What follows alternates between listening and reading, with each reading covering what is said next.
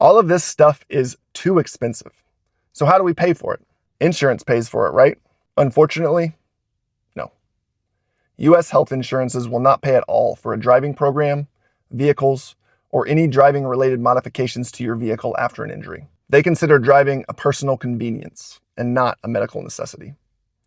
There are a few resources that are beneficial. Here are the ones that I'm aware of. The main resource I want everyone to be familiar with is vocational rehabilitation, or VR, or Voc Rehab. Every state has a VR agency. Voc Rehab's goal is to get people with disabilities working again. If you have any employment goal, including future employment, you can apply. If you have work goals, they won't buy you a car, but they can pay for the driving program, the vehicle modifications, and in some cases, entire vehicle conversions. This is the single biggest source of funding most disabled people don't know about. Apply early. The process takes weeks to months. Next, workers' compensation.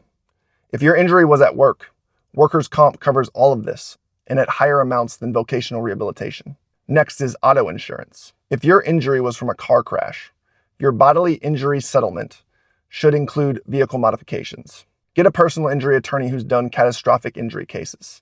Next, the VA. Eligible veterans get an automobile allowance and adaptive equipment paid for. If you want to buy a new car, almost every major automaker reimburses up to $1,000 for adaptive equipment when you buy a new vehicle. You can apply through the dealer.